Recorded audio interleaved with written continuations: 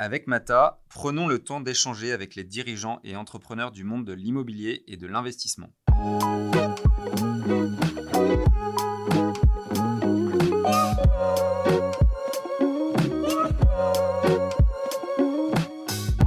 J'ai souvent observé que les femmes se mettaient elles-mêmes des contraintes et des barrières. Et donc voilà, si j'avais un conseil à donner, c'est vraiment les contraintes que vous vous imposez, ce n'est que vous qui vous les imposez et rarement les autres. Et si jamais c'est le cas, n'en tenez pas compte. Parce que à part vous-même, il n'y a pas de limite. Il n'y a pas de limite à votre progression.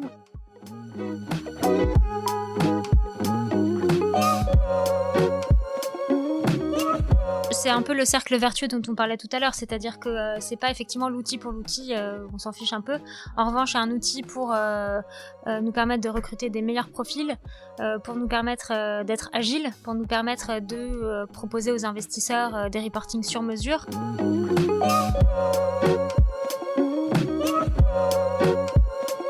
Je crois qu'aujourd'hui, on peut plus séparer ces sujets-là et on peut plus faire de l'immobilier sans avoir une réflexion sur l'impact environnemental, le RSE.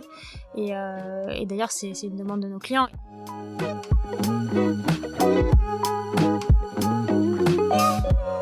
Je suis Édouard Baduel, directeur associé chez Mata Capital, société de gestion entrepreneuriale de fonds immobiliers. Avec Mata, je vous propose de rencontrer les personnalités de notre environnement immobilier afin de découvrir leurs entreprises, leurs passions, leur vision du monde de demain et d'essayer de décrypter les clés de leur succès. Une fois par mois, nous continuerons également d'inviter certains collaborateurs de Mata Capital avec notre journaliste pour présenter nos dernières actualités.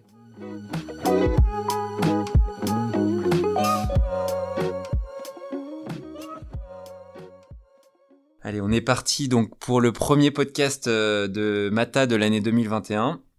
J'espère que tout le monde a passé de bonnes fêtes pour clôturer cette année 2020 qu'on est ravis de terminer et pour lancer 2021 avec des bonnes nouvelles et puis un retour à la normale. Et pour bien commencer cette année, je suis avec Delphine Merle, cofondatrice de Whitebird. Salut Delphine. Bonjour Edouard. Et merci d'avoir accepté d'être la première femme à témoigner sur ce podcast Mata. Voilà, on commence bien l'année 2021 avec nos bonnes résolutions chez Mata. Donner le micro aux femmes de l'immobilier. Bon, t'es la 5e invitée voilà, il était temps qu'on ait cet échange avec une femme. Même si on est encore en 2020, mi-décembre, ce podcast sera publié début janvier. Donc voilà, ça va nous permettre de nous projeter. Donc on va parler de ton expérience d'entrepreneur. Après une dizaine d'années chez Unibail, Rodamco Westfield, où tu étais directrice des opérations. On va parler du marché de la gestion de biens et du métier de property manager, probablement le métier le plus ingrat et le plus décrié de notre profession. Et bien sûr, on va parler de ta position de femme dans l'immobilier. On se connaît à peine, on s'est rencontrés via Jean-Baptiste Praca, à qui on fait un petit clin d'œil, qui m'a confirmé qu'il fallait vraiment qu'on échange sur ton histoire entrepreneuriale chez Whitebird et que tu nous expliques comment vous allez vous y prendre avec Benoît Richard, ton associé, pour révolutionner la gestion de biens immobiliers. Donc pour commencer, est-ce que tu peux te présenter ? Merci beaucoup pour cette invitation. Je suis ravie d'être là et très honorée d'être la première femme invitée dans ce podcast. Alors, donc, je m'appelle Delphine Merle, j'ai 40 ans, j'ai 3 enfants, je suis mariée et j'ai effectivement cofondé Whitebird, donc un administrateur de biens / property manager nouvelle génération qui a pour ambition de transformer ce métier et cette industrie. Ok, donc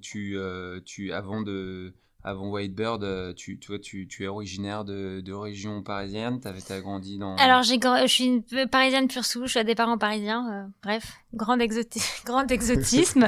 Mais du coup, je connais bien Paris, c'est l'avantage.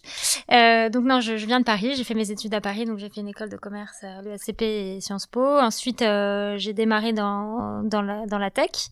Okay. Donc premières expériences avec le monde du digital. Ensuite, j'ai été rattrapée par la passion de l'immobilier. Donc j'ai passé 13 ans dans le groupe Unibail Rodamco Westfield, okay, à plusieurs postes, et à la fin, avant de partir, j'étais donc patronne des opérations pour le groupe. Donc je m'occupais de tous les actifs en Europe et voilà. D'accord. Bah écoute, on va commencer par ce parcours intéressant chez Unibail Rodamco Westfield. Pour rappel, donc c'est quand même pour notre audience qui connaît un peu moins bien, mais c'est quand même le premier grand groupe coté de l'immobilier commercial au monde, avec des centres commerciaux assez connus en Île-de-France, par exemple. Enfin, je pense au 4 temps à la Défense, au Forum des Halles à Paris, en région, et forcément avec à Lyon, Confluence et la Toison d'Or à Dijon. J'en profite de mon côté pour faire un petit clin d'œil à Julien de la Caisse d'épargne de Bourgogne qui se reconnaîtra. Donc c'est un groupe qui a beaucoup défrayé la chronique récemment, mais on va pas en parler, c'est pas l'objet de ce podcast. Plutôt sur le modèle de centres commerciaux et du commerce. Quelle est ton analyse aujourd'hui par rapport à ce modèle qui est bien remis en cause et qui a souffert?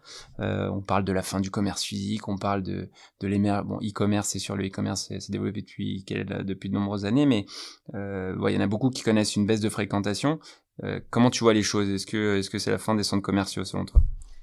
Alors non, pas du tout. De mon point de vue, et d'ailleurs la crise récente n'a fait qu'accélérer une tendance qu'on avait déjà identifiée, qui était effectivement la montée en puissance de l'e-commerce, mais également en parallèle la montée en puissance de l'omnicanalité, c'est-à-dire la capacité pour des enseignes, pour des marques, d'avoir plusieurs points de contact avec leurs clients, qu'ils soient physiques, digitaux, et finalement l'acte d'achat, qu'il soit sur Internet ou dans un point de vente.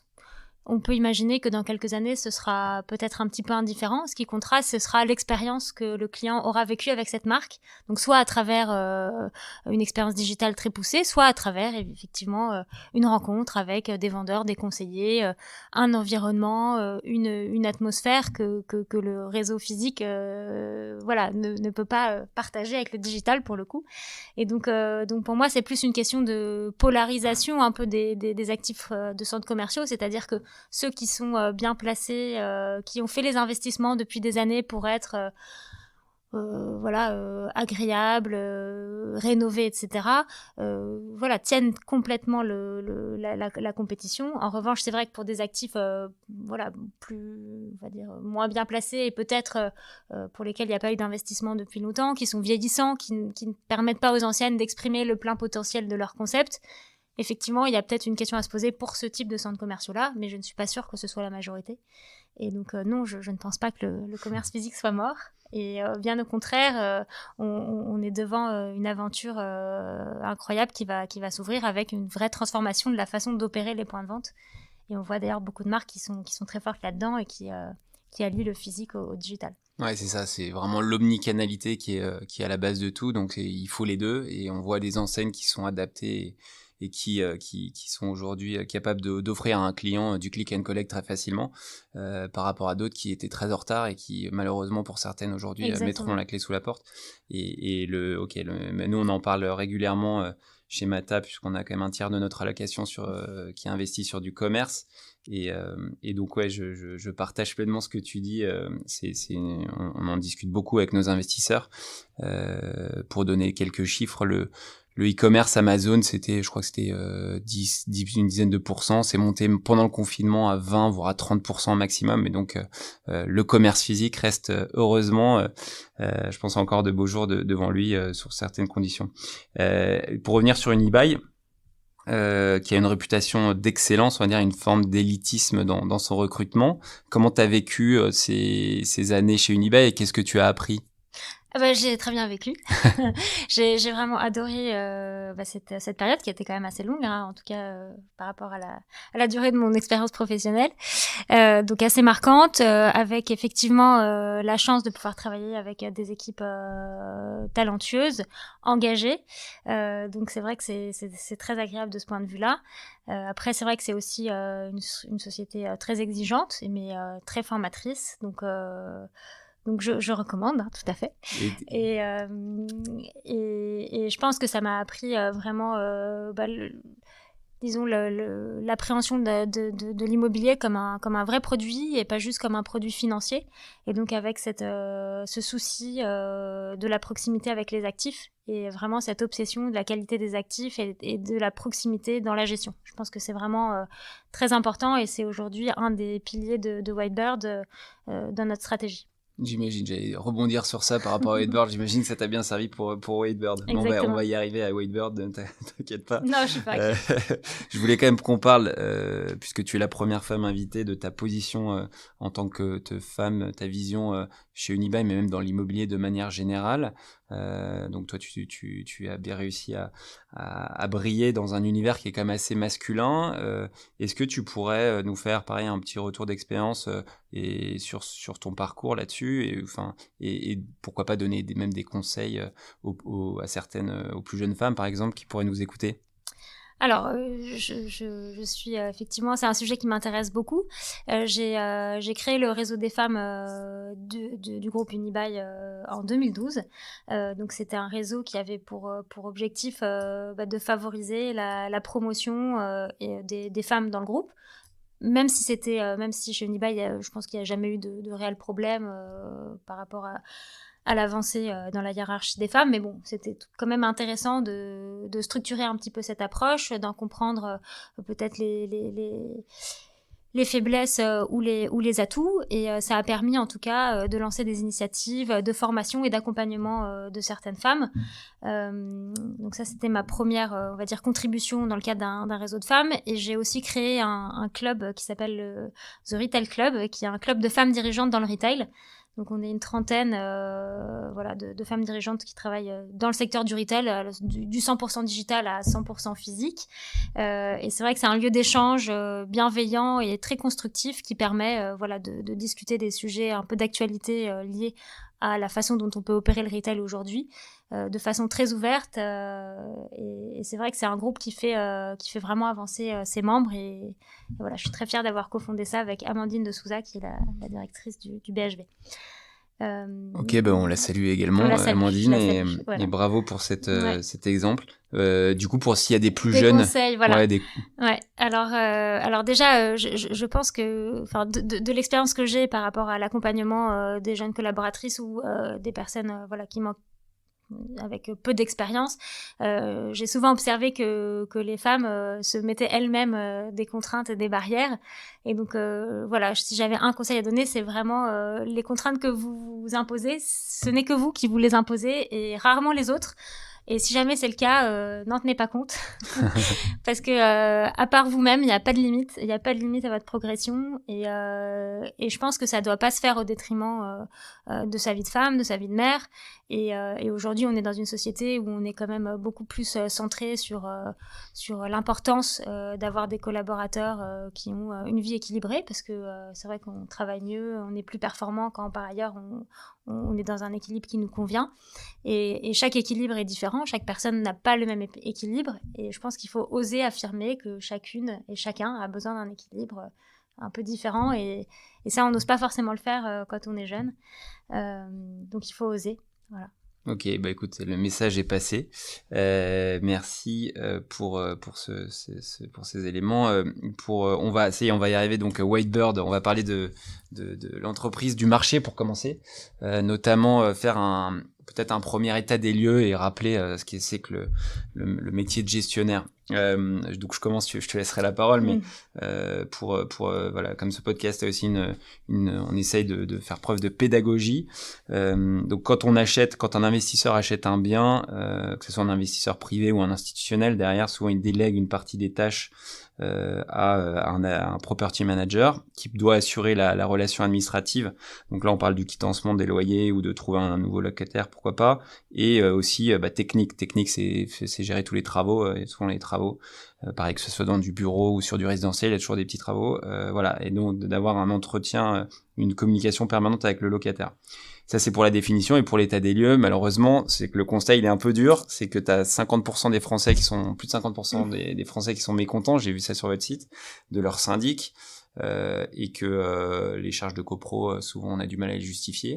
Donc qu'est-ce que vous apportez chez Whitebird déjà? Est-ce que tu as des éléments à apporter par rapport à cette définition, et puis après vers Whitebird, ce que vous très bien défini. Donc effectivement, Whitebird, c'est un administrateur de biens.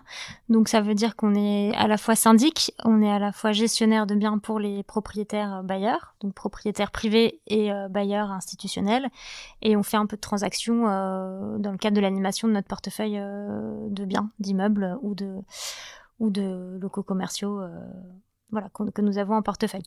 Donc oui, effectivement, c'est un métier mal aimé. Pourtant, c'est un très beau métier. Donc sur la partie syndic, on est quand même au cœur de deux choses très importantes. On est souvent au cœur d'une stratégie patrimoniale puisque l'immobilier représente souvent une part importante de l'investissement des gens et où c'est également le lieu de vie, l'endroit où les gens sont avec leur famille. Donc deux sujets très sensibles. Et donc aujourd'hui, nous, on voit vraiment notre rôle comme un créateur de valeur pour le patrimoine de nos clients. Donc ça veut dire quoi ? Ça veut dire la maîtrise des charges, ça veut dire avoir une vision à long terme de l'entretien d'un immeuble, ça veut dire donner de la visibilité à nos clients sur les investissements ou pas qu'il y a à faire, et ça veut dire être un partenaire du quotidien en étant fiable, efficace et innovant. Et ça, c'est vraiment notre leitmotiv et c'est vraiment ce qui nous anime chaque matin. Voilà, de créer à la fois cette proximité, cette relation de confiance et c'est basé sur de la réactivité et du travail de l'excellence opérationnelle, et en même temps donner cette vision à long terme à nos clients sur la partie syndic. Sur la partie gestion locative, c'est un peu le même positionnement. On est là aussi pour aider et accompagner nos clients à la valorisation de leur patrimoine et surtout au traitement opérationnel de ce patrimoine. Et effectivement, il y a pas mal de gens qui trouvent pas ça passionnant, mais je peux vous dire que les équipes sont passionnées sur les aspects techniques, sur les aspects de mise en location, voilà, c'est un métier qui couvre vraiment beaucoup de champs et c'est la raison pour laquelle on a des équipes qui sont assez polyvalente et surtout passionnée d'immobilier. Ok, bon, on va en parler des équipes tout à l'heure, mais ça passe, tu l'as dit aussi, par l'innovation et donc par un outil que vous avez développé, donc qui est assez différenciant, je crois, sur le marché. Tu peux nous en parler de cet outil ? Bien sûr. Alors évidemment, la digitalisation est au cœur de notre stratégie et c'est vraiment l'un des outils principaux pour arriver à cette excellence opérationnelle que nous visons. Donc nous, on se voit plutôt comme un agrégateur des meilleurs outils. Je m'explique. Aujourd'hui, on a un vrai enjeu dans notre métier sur la téléphonie et les mails, par exemple. Voilà, on a pris le meilleur outil du marché sur la partie mail pour pouvoir gérer les mails comme un outil collaboratif, qui est lui-même relié à un outil de téléphonie qui est le meilleur du marché, qui permet en fait d'identifier quand on nous appelle qui est le client, pourquoi est-ce qu'il appelle, est-ce qu'il est membre d'un conseil syndical, est-ce que c'est un bailleur institutionnel, est-ce que c'est un locataire, pour en fait améliorer notre qualité de service au quotidien.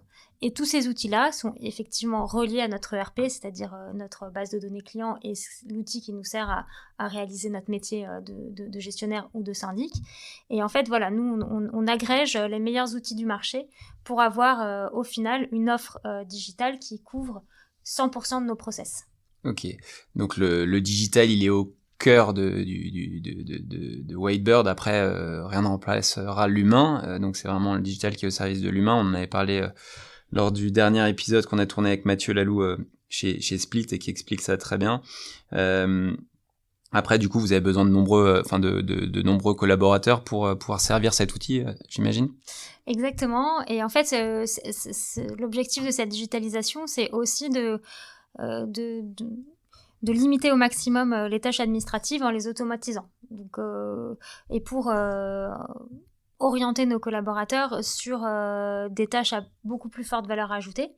Donc si on prend le volant comptable, qui est un volant important de notre métier, aujourd'hui on peut estimer qu'un comptable en syndic ou en gestion locative passe entre 45 et 55% de son temps à saisir des factures. Chez Whitebird, en mars, on aura 100% des factures traitées de façon digitale et automatisée. Donc ça ne veut pas dire qu'elles ne sont pas vérifiées, mais ça veut dire que c'est du temps passé sur une analyse des factures versus une saisie de facture. D'accord. Donc ça nous permet aussi, nous, d'avoir des collaborateurs qui ont des tâches plus intéressantes. Donc on crée ce cercle vertueux en termes de recrutement et on arrive à avoir des profils vraiment super et qui comme nous, partagent cette vision positive et très ambitieuse du métier de l'administrateur de biens. Ouais, et puis grâce à cet outil, ils sont plus efficaces, du coup ils sont plus sur le terrain que derrière leur ordinateur, hein, j'imagine. Exactement. Alors nos gestionnaires, l'objectif c'est qu'ils passent 70% de leur temps pas au bureau. Donc ça veut pas dire à la piscine, ça veut dire plutôt chez nos clients, sur les actifs, avec les fournisseurs et au cœur de la problématique de leur métier. Ok. Pour entrer un peu plus, si on va un peu plus loin sur ce sujet-là, est-ce que tu pourrais nous donner un exemple de dashboard ou pour que ça parle un éventuel investisseur qui pourrait nous écouter, pour savoir concrètement ce que ça pourrait représenter pour lui. C'est-à-dire, vous lui remontez quoi comme type d'information, comme type d'indicateurs. Je sais pas, c'est sur qui sont les mauvais payeurs, le délai. C'est vrai que pour les investisseurs institutionnels, la question clé dans le cadre de la relation entre l'investisseur et le property manager, c'est évidemment le fait de bien opérer notre métier, donc de le faire très correctement, enfin même de façon excellente. Et c'est aussi de remonter l'information en temps réel et la bonne information. Il y a beaucoup d'investisseurs qui nous disent qu'ils passent trop de temps, que leurs asset managers ou que leurs équipes passent trop de temps à recompiler la donnée qui vient des property managers. Donc ça, c'est un point qu'on adresse. Et en fait, on a des tableaux de bord qui nous permettent, par exemple en logement, de donner à un instant T le nombre de lots vacants, la durée moyenne de remise en location, la durée moyenne de travaux pour une remise en location, le taux d'impayé spot, le taux le capex dépensé versus le capex budgété sur un portefeuille, sur un sous-portefeuille. Enfin, voilà, on est très flexible sur la remontée d'informations puisque en fait nous, elle est saisie au cœur de notre ERP. Et notre grande application, c'est de vraiment tout mettre dans le même outil pour avoir un reporting fiable et en direct en réalité.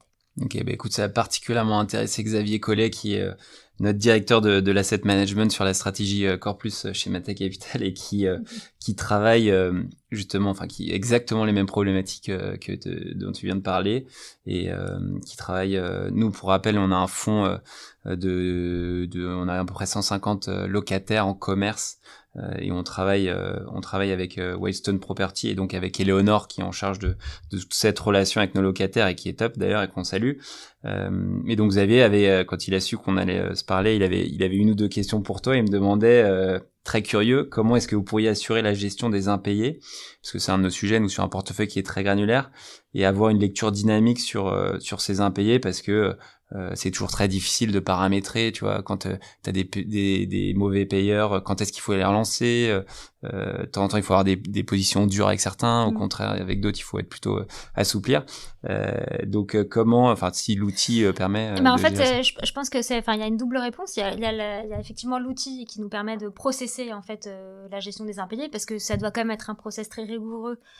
Parce que parfois on est obligé d'aller au contentieux et plus on a géré de façon précise et cadencée la gestion de l'impayé, plus on augmente nos chances d'arriver à obtenir gain de cause devant un tribunal. Et le deuxième point, ça rejoint ce qu'on s'est dit sur la digitalisation des tâches administratives. C'est-à-dire que nos collaborateurs, les gestionnaires, comme ils passent moins de temps sur l'aspect purement administratif, ils ont plus de temps pour connaître les locataires. Donc ils ont plus de temps pour leur répondre, pour être à leur écoute et pour créer une vraie relation. Donc en fait, ça nous permet d'avoir une gestion presque sur mesure en fonction des locataires. Donc en commerce encore plus. Après en logement, il y a quand même un très grand nombre, mais on va dire que 90% des locataires ne font jamais parler d'eux. Donc voilà, c'est cette capacité que nous avons à libérer du temps pour nos gestionnaires sur le terrain nous permet, quand on doit gérer des impayés, quand on doit gérer des tensions, parce qu'il y a des sujets de paiement, de retard, etc. Ça nous permet d'avoir la bonne attitude et surtout d'avoir une vision globale du locataire, ce qui n'est pas le cas si jamais on n'a jamais de contact avec lui avant. Ouais, c'est clair. Mais quand je t'écoute, j'ai l'impression que votre métier de property manager se rapproche vraiment du métier de l'asset manager. Alors pour commencer, encore une fois, hein, si on fait de la pédagogie, tu peux peut-être rappeler la différence entre un property manager et un asset manager. Et après, j'ai l'impression quand même que vous êtes sur un schéma de property manager plus, si on peut dire, non ? Oui, tout à fait. Surtout sur la partie résidentielle où en fait c'est tellement granulaire que il y a tellement de détails, c'est tellement de petites lignes qu'en réalité, les tâches entre l'asset manager et le property manager peuvent effectivement se rapprocher. En revanche, un asset manager va du coup devoir gérer un très gros portefeuille en résidentiel et n'aura pas le temps de rentrer dans le détail dans lequel nous on va. Donc pour répondre à ta question, un property manager, c'est ce que tu disais en introduction, effectivement il est en charge de la gestion administrative et locative d'un bien, donc on s'occupe de toute la partie comptable, de la relation avec le locataire et de la partie technique. Et l'asset manager, lui, est plutôt dans le pilotage stratégique d'un actif et va piloter les gros investissements, les gros travaux et la partie vraiment stratégie patrimoniale, ce qu'il faut acheter, ce qu'il faut vendre, voilà. Et donc c'est vrai que autant je pense que sur certaines classes d'actifs comme le commerce ou le bureau, la distinction se fait assez bien, autant sur la partie résidentielle, je pense qu'un property manager voilà, donne suffisamment, enfin en tout cas nous chez Whitebird on souhaite se positionner pour faire gagner du temps aux asset managers pour qu'ils puissent gérer le plus d'immeubles possible, le plus de biens possible. Et c'est vraiment la façon dont on se positionne, effectivement. Très clair. Et donc, tu en as parlé de secteur d'activité, résidentiel, commerce. Vous couvrez quelle typologie d'actifs, quel secteur, quelle classe d'actifs? Alors, aujourd'hui, nous, on est très fort sur la partie résidentielle et commerce. Ouais. On a un actif de bureau. Donc, pour l'instant, je peux pas dire qu'on soit complètement focalisé sur cette partie-là. Mais en revanche, on est vraiment très expérimenté sur la partie commerce et résidentiel. D'accord. Bon, après, donc, il y a un marché, mais il faut le pénétrer, ce marché. Il est très cadenassé, surtout sur le marché du property manager, avec des gros acteurs qui sont déjà en place, dont certains rachètent. Enfin, j'ai l'impression, on parlait de Foncia, pardon, et de sa filiale E7 qui a racheté XI Imperial Duval, oui, enfin, qui est très actif en rachat, tout à fait. Il y a des gros, j'ai l'impression qu'il y a des gros, et c'est dur de se faire une place. Donc vous, comment vous allez faire pour vous faire une place sur ce marché qui est compliqué, parce que même avec un outil, j'imagine que voilà, ça passe par d'autres moyens de développement. Enfin, c'est bien sûr, c'est un peu le cercle vertueux dont on parlait tout à l'heure, c'est-à-dire que c'est pas effectivement l'outil pour l'outil, on s'en fiche un peu. Ouais. En revanche, c'est un outil pour nous permettre de recruter des meilleurs profils, pour nous permettre d'être agile, pour nous permettre de proposer aux investisseurs des reportings sur mesure. Ça, je pense qu'on n'est pas très nombreux sur le marché à pouvoir l'offrir. Et aujourd'hui, on voit d'ailleurs dans les talents qui nous ont rejoints, c'est des gens qui partagent avec nous cette obsession de l'excellence opérationnelle. Et c'est ça, c'est l'alliance entre des équipes très performantes et un outil digital au top de ce qui peut se faire aujourd'hui, qui nous permet d'être, on va dire, un concurrent sérieux pour nos confrères qui sont déjà beaucoup plus installés que nous. D'accord. Et du coup, vous avez des concurrents qui sont... Enfin, les forces en présence, là, qui sont à peu près sur le même positionnement que vous? Alors, sur la partie... disons que nos concurrents qui sont plus visibles sur la partie administration de biens, c'est sur la partie B2C, donc plus sur la partie privée, enfin propriétaire privé. Et donc là, on a des gens comme Bellman, comme Homeland, enfin voilà. Donc c'est vrai que on sent bien qu'il se passe quelque chose sur ce secteur. Donc nous, on est plutôt rassurés de ne pas être les seuls. Hein. Ouais, c'est plutôt... c'est toujours rassurant de ne pas être le seul à avoir une bonne idée.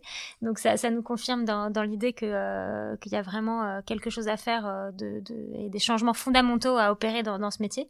Et donc voilà, donc on est aussi content de partager ce challenge avec d'autres confrères qui ont la même vision que nous. Surtout sur le B2C, tu disais qu'il est souvent en avance sur le B2B. Ouais. Enfin, je sais pas si c'est là en termes ou pas forcément. Alors en B2B aujourd'hui, je pense que il y a beaucoup de très gros acteurs qui sont très installés. Donc évidemment, ils ont des démarches de digitalisation très poussées puisqu'ils ont aussi des moyens en termes d'investissement. Après, je pense que la différence avec Whitebird, c'est que on a une agilité et la capacité d'attirer des équipes avec ce nouvel œil et cette nouvelle vision de l'administration de biens. Et je pense que là-dessus, on peut vraiment faire la différence. Ok. Et en termes de business model, vous êtes sur un schéma plus classique, j'imagine. Vous rémunérez avec un pourcentage des loyers. Tout à fait. Il n'y a pas d'innovation sur ce volet. Non, c'est un marché qui est quand même assez, on va dire, stabiliser c'est quoi sur, le marché sur le pricing. C'est le marché en termes de pourcentage?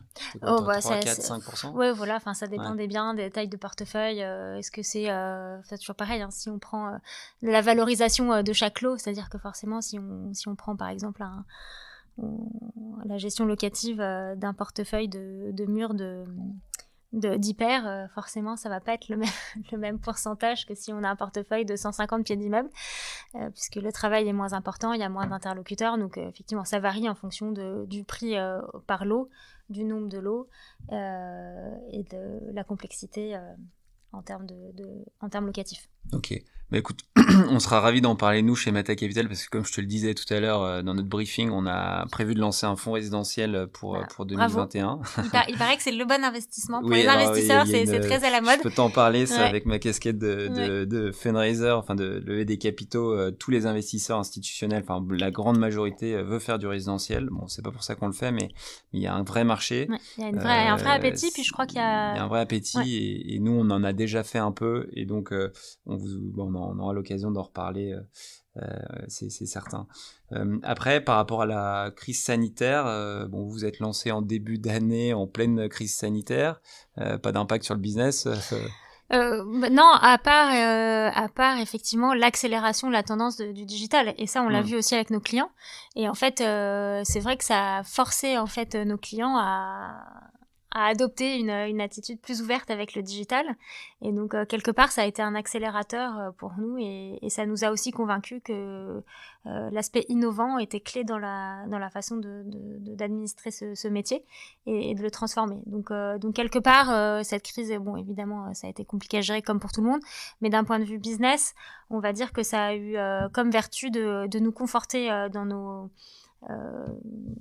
idées, et dans l'idée de dire qu'effectivement ce marché a vraiment beaucoup à gagner en se transformant et en se digitalisant. Alors il y a un deuxième élément dont les investisseurs parlent beaucoup, de la digitalisation, c'est clair. Après il y a le volet green, donc avec le RSE, qui était déjà un sujet regardé. Je parle plutôt des investisseurs institutionnels, hein, qui constituent un peu plus de 95% de nos clients chez Mata Capital. Mais est-ce qu'un gestionnaire de biens peut avoir un bon impact, on va dire, sur la RSE, et si oui, comment? Je crois qu'aujourd'hui, on peut plus séparer ces sujets-là, et on peut plus faire de l'immobilier sans avoir une réflexion sur l'impact environnemental, le RSE. Et d'ailleurs, c'est une demande de nos clients, et c'est tout à fait normal qu'on soit en mesure d'y répondre. Donc nous, on a des référents au sein de Whitebird, donc des référents techniques, des référents juridiques, et on a aussi évidemment un référent qui travaille sur ces aspects-là. Et l'idée, c'est d'accompagner nos clients, et surtout sur la partie B2C, il y a quand même un vrai sujet d'information. C'est des sujets qui sont pas forcément très bien connus sur la partie impact environnemental d'un immeuble, et aujourd'hui on essaye de proposer des solutions qui vont dans le bon sens de ce point de vue-là sur l'empreinte, et on essaye aussi d'apporter de la pédagogie vis-à-vis de nos clients, et sur la clientèle B2B avec les investisseurs plus institutionnels et qui sont déjà très avancés sur ce sujet. On est évidemment un partenaire au niveau de leurs attentes, et avec les réponses en interne sur leurs problématiques de RSE, d'impact environnemental, et de la mesure de cet impact. Parce qu'encore une fois, c'est toujours très bien de dire qu'on fait des choses, c'est quand même mieux quand on peut les mesurer. Donc nous, on les aide aussi à mesurer cet impact-là. Ouais, non, mais c'est la clé, effectivement, c'est de trouver comment mesurer cet impact, parce que et d'essayer et que ça soit adapté à son patrimoine. Je donne un exemple, nous, sur toujours notre fonds Retail à Income de commerce, en fait, on achète du bardage en acier en périphérie, pour le dire de façon peu glamour, mais en fait, donc il y a si on s'arrête à là, on se dit on n'a pas grand chose à faire. En plus, on est propriétaire, mais on n'a pas accès au commun, donc on peut pas vraiment avoir d'impact sur le RSE. Et donc avec Xavier Collet et avec Eddie également, qui travaille sur ce sujet, on s'est demandé mais comment on peut trouver des vecteurs d'amélioration, quoi, des indicateurs. Et en fait, il y a quand même beaucoup de choses qu'on peut mettre en place au niveau de réduire les consommations énergétiques, maîtrise de l'eau. On a des parkings, donc on peut favoriser les mobilités douces. Il y a pas mal de choses qu'on a travaillé, donc on a retroussé nos manches, et c'est apprécié de nos investisseurs. aujourd'hui, on lance un nouveau fonds Value Add. C'était pas du tout l'ADN d'un fonds Value Add de faire du RSE. Et ben, on a quand même fait la même analyse avec une classification RSE en se disant liste par liste sur l'environnement, sur le sociétal, sur la gouvernance, qu'est-ce qu'on peut faire. Et en fait, on s'aperçoit qu'il y a plein de trucs à faire et on essaye de le décliner sur toutes nos opérations. Bah, bravo, c'est une super initiative. Et puis en plus, c'est vraiment demandé. Mais le plus important, comme tu le dis, c'est à la limite, enfin, raconter une histoire, tout le monde sait le faire, c'est de le mesurer. Et c'est tout l'enjeu, et là, d'une année sur l'autre, de montrer qu'on s'améliore ou pas, parce que ça peut être on peut avoir des bonnes raisons de ne pas s'améliorer. Et puis, on peut déjà être à un bon niveau. On peut, sur certains actifs, on peut dire que le travail a été fait, et c'est pas forcément la course à l'échalote. Et je pense que c'est bien aussi d'avoir cette vision court, moyen, long terme, et de répartir ses efforts en fonction des différentes priorités. On parlait de la mobilité douce, je crois que dans certains endroits, notamment pour le commerce, c'est vraiment super important. Donc voilà, en fonction de la typologie des actifs, on ne va pas regarder les mêmes indicateurs. Mais là où je te rejoins, c'est qu'effectivement, le fait de les mesurer, c'est bien pour les équipes et aussi pour les clients. On va passer à ton vécu d'entrepreneur maintenant, avec Whitebird, puisque toi, tu as fait, comme tu le disais, 13 ans, je crois, chez Unibail. Décembre 2019, qu'est-ce qui se passe dans ta tête? D'où vient ce déclic de lancer ta boîte?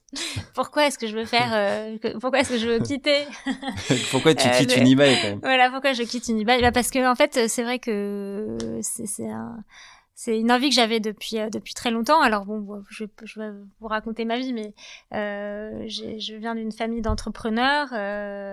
Donc ma grand-mère avait dirigé le groupe familial jusqu'à ses 84 ans, bon, ce qui était peut-être un petit peu trop, mais en tout cas, j'ai toujours été élevée dans l'idée d'une forte porosité entre la vie privée et la vie professionnelle, et avec l'idée que finalement avoir sa propre entreprise, c'était quand même assez sympa. Donc une fois qu'on se dit ça, ça veut pas dire qu'on va forcément monter sa boîte, parce que être salarié, c'est vraiment aussi d'autres défis, et puis il y a des carrières extraordinaires dans le salariat.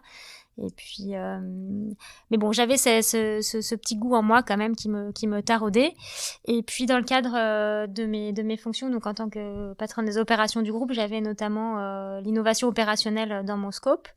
Et à cette occasion-là, je me suis beaucoup penchée sur le sujet de la digitalisation, sur le sujet de l'impact des PropTech sur la façon dont on pouvait opérer le métier de l'immobilier.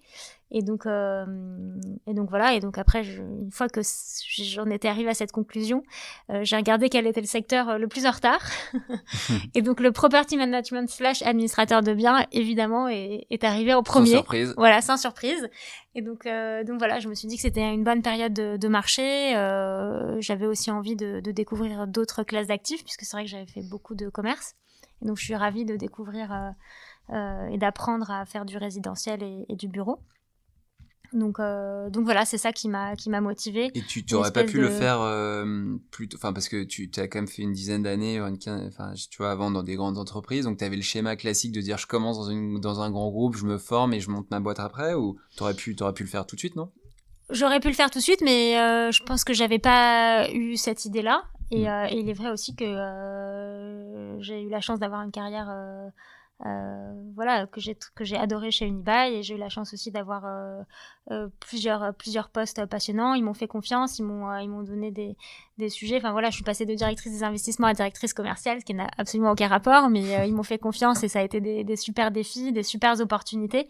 Et en fait, j'ai pas arrêté d'apprendre en 13 ans, donc finalement aujourd'hui, je me sens vraiment armée pour faire de Whitebird un projet vraiment ambitieux. Et peut-être qu'il y a 5 ans ou 7 ans, j'aurais eu moins d'atouts de mon côté. Donc non, je suis plutôt contente de ce timing. Ouais, non, mais je dis ça parce que c'est vrai que on a à peu près le même âge, et moi, c'est des schémas qu'on avait en tête de commencer, puis des conseils qu'on nous donne de commencer d'abord dans des grands groupes et après de se lancer une fois qu'on a l'idée. Et je trouve que les plus jeunes aujourd'hui, donc qui se lancent, ont moins peur entre guillemets que oui, nous. C'est vrai. Et je trouve que c'est une chose très bonne, parce qu'on est en train de sentir qu'il y a tout un écosystème d'entrepreneurs qui est en train de se développer dans l'immobilier. Mais après, on peut bien entendu le faire. Il n'y a pas de bonne recette. il faut le bon timing, comme tu disais. Exactement. Qu'est-ce que ça fait alors de passer d'une boîte du CAC 40 à une petite start-up où tu te retrouves toute seule Au début, franchement, c'est un peu le choc. Hein. C'est un peu la crise cardiaque. On passe d'une salle de conseil avec vue sur la défense et avec des actifs par milliard à gérer à des locaux un peu miteux où on doit tout faire soi-même. Bon, forcément, c'est un peu dur au départ. Mais bon, quand on a la vision et l'ambition... Toi aussi, t'as fait le ménage de tes locaux oui, j'ai fait les déménagements, les travaux, j'ai tout fait. J'ai tout fait. J'ai fait déménageur, j'ai fait RH, comptable. Je me suis améliorée sur beaucoup de choses. Donc oui, ça fait un choc. Mais en même temps, je pense que quand on a un objectif clair, ça aide aussi à passer la transition. Et j'ai la chance aussi d'être associée avec Benoît Richard et on forme un super duo. Et c'est vrai que c'est une aventure humaine aussi. Hein. C'est pas que moi par rapport à Unibail, c'est vraiment comment est-ce qu'on emmène notre équipe vers cette nouvelle vision de l'administration de biens. Et ça, c'est vrai que c'est super enrichissant. Et le fait de réécrire une nouvelle histoire avec sa propre patte, c'est aussi très excitant. Même si évidemment au départ, c'est un peu moins glamour que d'être effectivement patronne des opérations chez Unibail. Mais c'est pas grave, je sais là où on a envie d'arriver et on se donne vraiment, on donne tout pour y arriver. Voilà.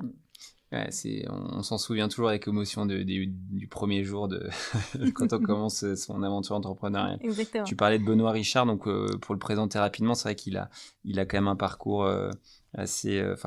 il est peu connu dans le milieu de l'immobilier, mais il est quand même assez connu pour avoir développé Marcel, la plateforme concurrente d'Uber de taxi. Voilà. Et donc il a une vraie expérience digitale, c'est lui qui a mis en place tout l'outil.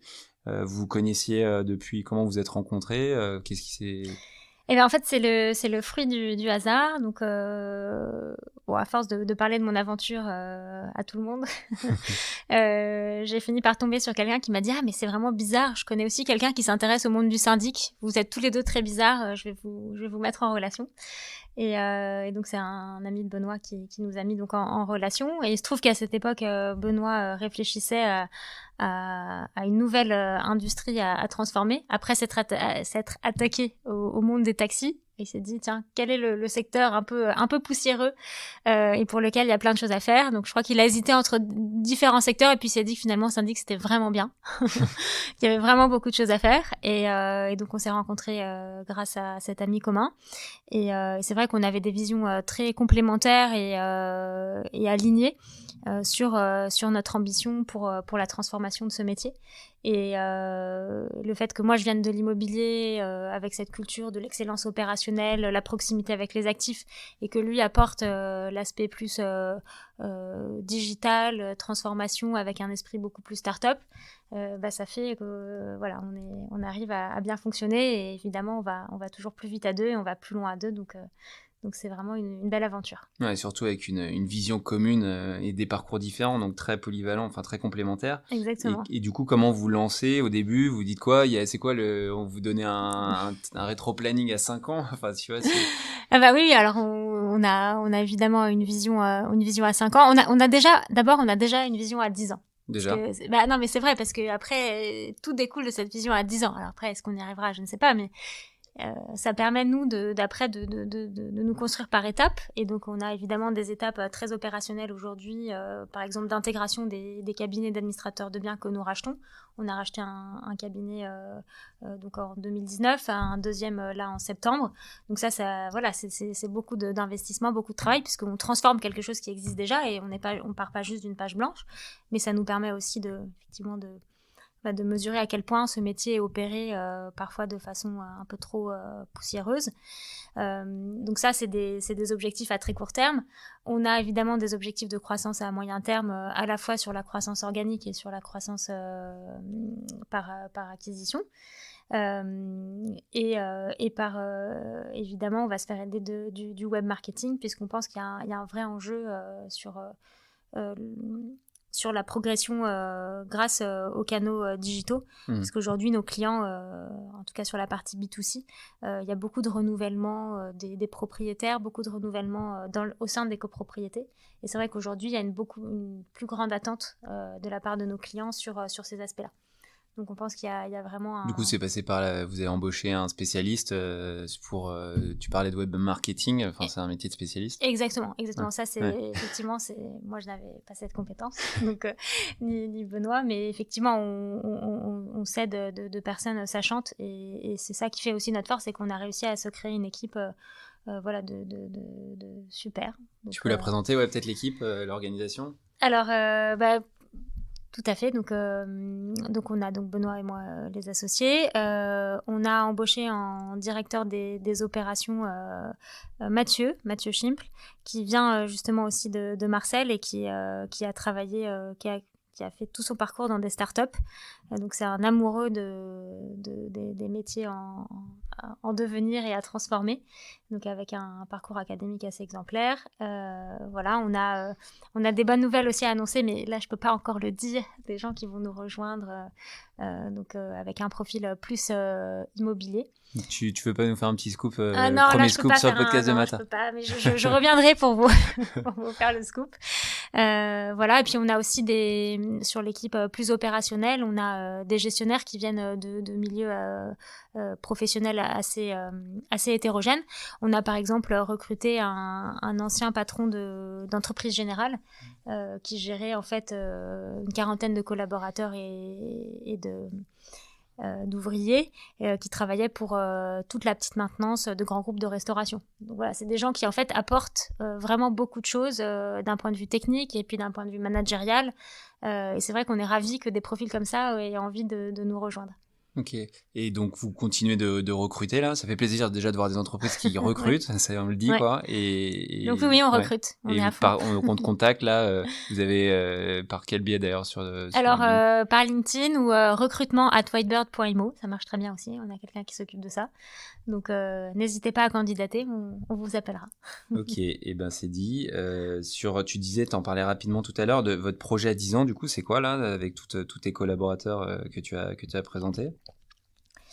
Alors, l'ambition, c'est vraiment de devenir un acteur référent de l'administration de biens en France. On pense que c'est un marché, c'est un très gros marché dans lequel en fait qui en fait aujourd'hui est pris quasiment à 50% par 4 ou 5 très gros. Et on pense qu'il y a de la place pour des acteurs comme nous et d'arriver à des tailles, alors peut-être pas foncières, enfin, c'est tout le mal qu'on se souhaite évidemment, c'est quand même très gros. Mais voilà, on souhaiterait vraiment arriver à être crédible vis-à-vis de ces gros acteurs et on souhaiterait, alors, je peux pas dire un chiffre comme ça, c'est un peu secret. Mais un acteur de référence. Mais voilà, on veut France, vraiment. Alors en France, aujourd'hui, on est vraiment très focus sur comment est-ce qu'on devient un opérateur excellent. Et on pense effectivement qu'une fois qu'on aura toutes les clés, qu'on aura vraiment déverrouillé tous les process, digitalisé tous les process, effectivement, on pourra peut-être apporter ce savoir-faire à des partenaires dans d'autres pays. Pour l'instant, c'est pas du tout la priorité, mais voilà, on sait jamais. Si tout se passe bien, peut-être qu'un jour, effectivement, on regardera ça. Super. Bah écoute, on arrive à la fin de ce podcast avec les traditionnelles questions récurrentes. Voilà pour que tu puisses nous parler un peu plus de toi encore. Merci pour ta transparence parce que c'est vraiment super intéressant de ton témoignage à la fois perso et pro. Est-ce que tu pourrais nous raconter ou nous donner un souvenir immobilier qui t'a marqué? Alors, j'en ai plein. J'en ai plein. Si je devais choisir, je crois que c'est l'aboutissement de projets, donc typiquement des ouvertures de centres ou des rénovations de centres commerciaux. C'est des projets incroyablement long, qui nécessite un travail d'équipe complètement fou en termes d'investissement, de temps, de passion, d'acharnement. Et c'est vrai qu'arriver à livrer un centre commercial, à le commercialiser et à faire quelque chose d'aussi gros, c'est super valorisant et c'est un grand moment d'équipe et de cohésion. Donc j'ai des exemples, par exemple la rénovation du Forum des Halles. Voilà, avec tout ce chantier qu'on connaît bien à Paris et qui a été très long. Ça peut être aussi la rénovation, par exemple, de Vélizy 2 sur laquelle j'avais travaillé il y a quelques années.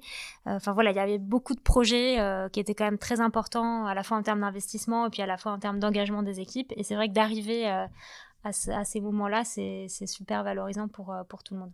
Donc là, c'est forcément des bons souvenirs. Est-ce que tu as des souvenirs plus compliqués, entre guillemets, et des échecs ou un échec, est-ce que tu pourrais qui t'a permis d'apprendre et que tu retiens tout particulièrement?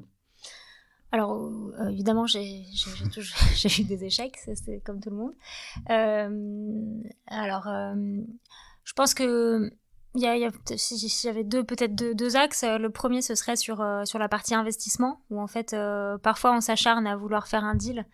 Et on perd beaucoup de temps et d'énergie. Et en fait, finalement, quand j'étais directrice d'investissement pour Unibail, il y a une chose que j'ai retenue, c'est que voilà, un bon deal, c'était un deal qui se faisait alors parfois dans la douleur, mais à un moment, il faut que ce soit gagnant-gagnant. Et quand on s'épuise trop et qu'on voit que finalement, on n'arrivera pas à un équilibre global, je pense qu'il faut savoir aussi à un moment dire stop. Et comme avait dit mon boss chez Unibail, on ne meurt jamais de ne pas avoir fait de deal. Et c'est tout à fait vrai. Et voilà, je pense que parfois, il faut aussi savoir dire stop et savoir amener un deal équilibré. Sinon, finalement, on perd trop de temps et d'énergie. Et puis, à la fin, si ce deal se fait dans des mauvaises conditions, c'est très difficile de vivre avec ça. Ouais, mieux vaut rater un mauvais deal enfin, non, je le fais à l'envers, mieux vaut rater mais non, mais c'est la clé c'est la clé. Et bah, on salue ton manager, ton ancien manager qui t'a appris. Comment du coup, il y a contribué, mais comment tu progresses et comment tu as progressé, mais aujourd'hui, comment tu continues de progresser? Alors, c'est un peu ce qui m'a animée depuis que j'ai commencé à travailler, c'est-à-dire que j'ai eu la chance de pouvoir faire des postes, de pouvoir occuper des postes très variés et en fait d'avoir le courage de se réinventer à chaque fois. Donc, je parlais tout à l'heure de l'exemple de passer de patronne des investissements à directrice commerciale. Voilà, on passe d'un système où on est dans une micro-équipe avec des gens très forts, des super conseils pour travailler sur des deals, versus une équipe commerciale de 40 commerciaux avec des objectifs tous les trimestres, tous les ans à aller chercher, une relation avec les anciennes à créer. Donc on met pas en avant les mêmes qualités.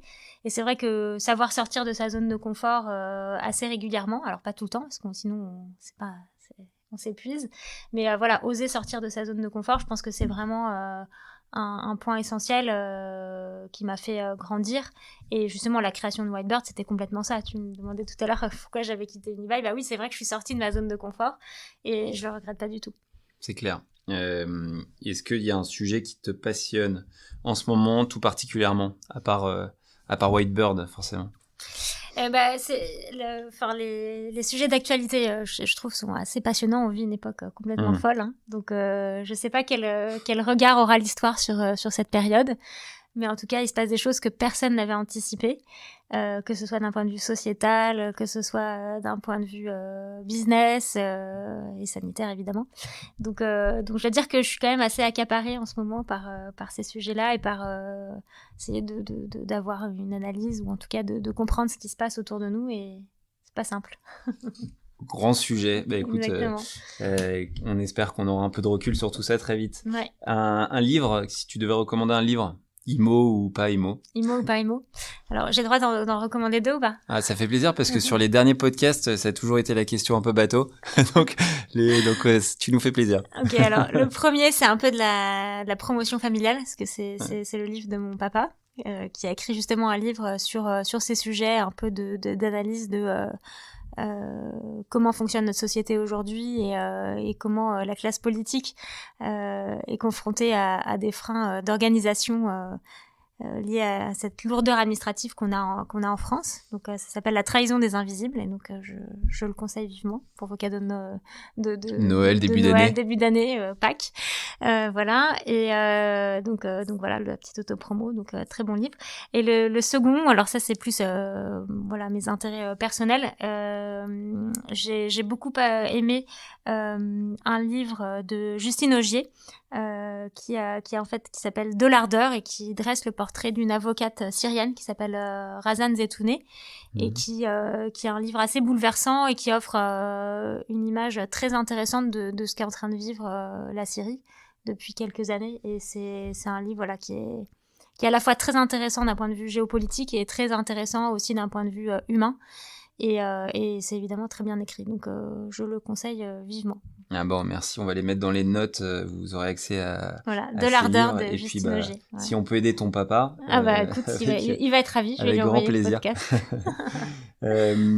Voilà, est-ce que t'avais c'est déjà la fin, enfin déjà, est-ce que tu avais un dernier conseil, un dernier message peut-être que tu voulais passer avant de terminer? J'ouvre la question. Donc déjà, merci beaucoup pour cette invitation, c'était très sympa. Et si je devais donner un dernier conseil, c'est effectivement ce qu'on disait tout à l'heure, de pas se mettre de frein. Une carrière, c'est très long, donc on peut très bien passer du salariat à l'entrepreneuriat et vice versa. Et donc voilà, il faut surtout être animé par le plaisir de travailler, et je pense que c'est ça qui doit nous animer au quotidien. Et donc voilà, osez vous affranchir des préjugés sur tel ou tel métier, et osez sortir de votre zone de confort. Je crois que c'est vraiment important, surtout qu'on va travailler encore très longtemps. Donc autant faire ça dans la joie et dans la motivation. Voilà. Voilà, merci pour ce rayon de soleil de début d'année, du coup. Ça fait plaisir, et merci pour ce témoignage que j'ai trouvé vraiment passionnant. D'autant plus que je le redis, mais voilà, merci, tu es la première femme qui a accepté de venir, et j'espère qu'il y en a d'autres. Tu vas certainement susciter de nouvelles vocations. N'hésitez pas à nous tenir au courant, vous m'envoyez un message sur LinkedIn, mais voilà, donc ça a été, c'est trop rare de rencontrer des femmes qui veulent révolutionner leur marché et qui ont une vraie vision, et qui l'affirment, parce que comme tu le dis, trop peu l'affirment, donc vraiment, j'espère qu'il y en aura d'autres qui vont venir très vite. Donc voilà, merci Delphine. Merci Edouard. Et puis pour terminer, merci encore aux auditeurs pour votre écoute. On est toujours sur un format d'1 heure environ, donc pas mal de retours de votre côté que je prends avec attention à chaque fois. Bon courage à tous ceux qui sont en phase de confinement. Nous, on a la chance d'aller encore un peu au boulot chez Mata en respectant les consignes sanitaires, mais c'est vrai qu'il y en a qui sont bloqués chez eux à 100%, et je sais que c'est difficile, donc j'espère qu'en 2021 tout ça sera derrière nous, derrière vous.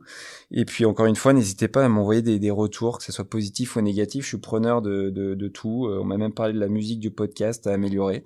Petite dédicace à celle qui se reconnaîtra, et voilà. Et pour terminer, vous pouvez partager le meilleur cadeau de Noël de début d'année, c'est de noter 5 étoiles ce podcast, surtout sur Apple Podcast. Ça permet d'avoir une bonne visibilité. Parlez-en à une personne, voire à 2 personnes qui pourraient s'y intéresser, des jeunes, des moins jeunes, des femmes surtout, et c'est le bouche-oreille qui fera le succès de ce podcast, j'en suis sûr. Voilà, donc on arrête, on se donne rendez-vous dans 15 jours avec un nouveau podcast Mata, et prenez soin de vous, à très vite. Ciao.